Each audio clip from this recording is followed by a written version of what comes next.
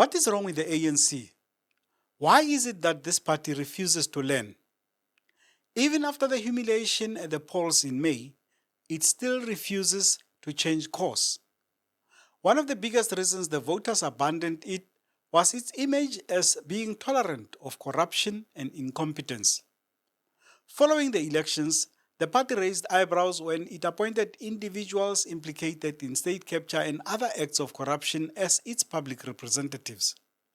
The latest puzzling appointment is that of Malusi Gigaba, a state capture accused, and Gupta lackey as the chairperson of the all-important Joint Standing Committee on Defense. Make no mistake, he is by no means the only corruption accused who has been rewarded with an important appointment. Gwede Mantashe admitted during his testimony at the State Capture Commission to receiving a security camera upgrade at his private home from Bosasa. He is still a minister in the GNU and remains the national chairperson of the ANC. Dr. Zweli Mkhize, who resigned as health minister following allegations that he had improperly awarded personal protective equipment tenders to his associates, is now the chairperson of the Cooperative Governance Committee. Kusela Diko, who was removed as President Ramaphosa's spokesperson in 2021 after it emerged that the SIU was probing her late husband's company for alleged fraud related to PPE tenders in Gauteng, is now the chairperson of the Portfolio Committee on Communications and Digital Technologies. Gigaba is the latest such appointment, and in this episode, I look at his elevation and what it says about the ANC's commitment to clean governance and renewal. Hello everyone, welcome back to Joe Talks Politics. I am your host, Joseph Mosia. Let's get right into it.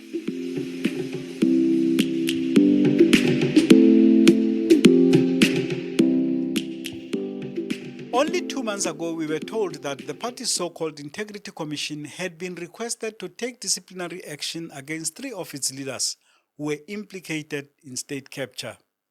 These were David Mahlobo, who Cyril Ramaphosa has appointed as Deputy Minister of Water and Sanitation, Cedric Frolik, who has been retained as the National Assembly's Chairperson of Committees, and Malusi Gigaba, whose ex-wife gave sordid details at the Zondo Commission of how he was embedded with the Gupta brothers.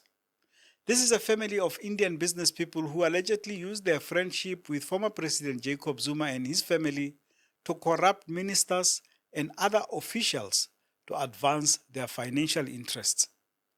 They have since fled the country, and the government is trying to have them extradited from Dubai. That Gigaba was already a member of the National Assembly was in bad enough taste, but making him a chairperson of this critical committee is perhaps a step too far. According to evidence, including from Noma Chule, his ex-wife, Gigaba was an integral part of the state capture machinery. He was not one of those who got invited to Saxon World and went only because President Jacob Zuma expected him to. No, he regarded the Guptas as his friends. They were generous towards him because Noma tells about bags of money in his car's boot. Again, according to Noma Chule, Gigaba was over the moon when the Gupta brothers informed him that he was to become a minister. Did he tell you where he had received this, or from whom he had received this news that he was going to move to being the minister of the DPE? Then he said he heard it from AJ. AJ who? AJ Gupta. Do you know how long before he actually moved, or can you not? I think it was remember? 2 to 3 months before he moved. Okay. Can you remember how he felt about this news that he had been told, namely that he was going to move to DPE? Can you remember how he felt about it? He was excited about it. That's why I even asked, what is DPE? Compare him to Fikile Mbalula, who went to complain to members of the NEC that The Guptas had informed him about his appointment as minister before the president did. But Mbalula is now the head honcho at Luthuli House. He and Ramaphosa have been waxing lyrical about the so-called renewal since he became the party secretary general in 2022. But the voters are not stupid. They saw through the ruse and rejected the ANC in May and dealt it what Mbalula calls a strategic setback. At the same time as the MPs were electing Gigaba, Mbalula, who would have sanctioned that move, was busy telling journalists in Johannesburg how the party wants to train its members on ethics and organizational discipline. By implementing these measures, the ANC seeks to equip its members to embody the values and principles of our movement, and ultimately advancing the goals of the NDR and fostering a more just and equitable society. The ANC knows that its image as a corrupt organization played a significant role in its performance in May. No one, except maybe for Zuma, represents this image more than Malusi Gigaba. This is the same individual who facilitated the illegal granting of citizenship to members of the Gupta family.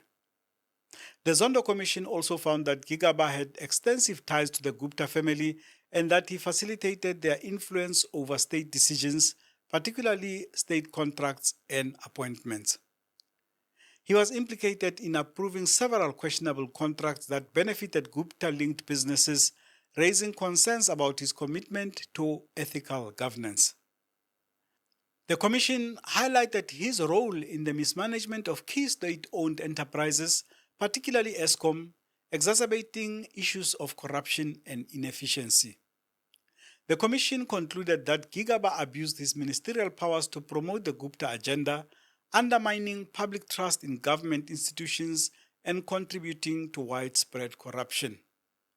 So, even those who might have been warming up to the ANC again and thinking maybe they have learned some lessons will be wondering what the way forward is.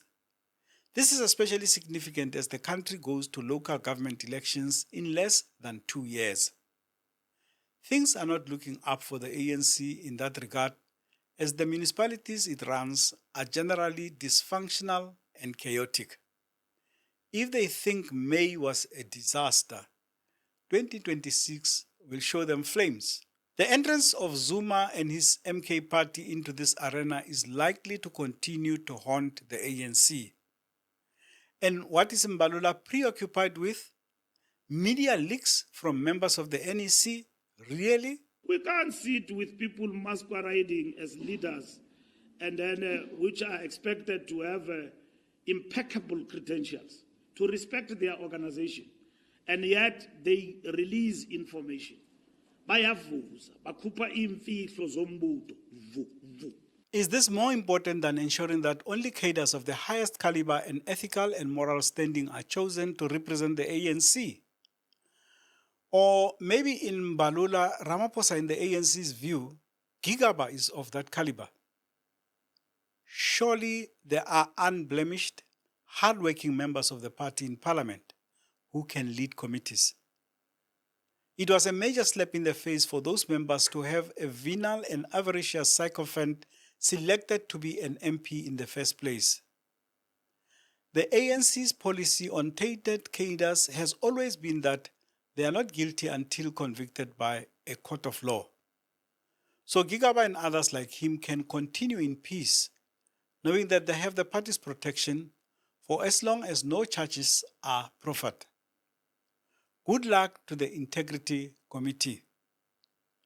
If you enjoyed this episode, please like, share and comment. And do not forget to subscribe. Subscriptions are free.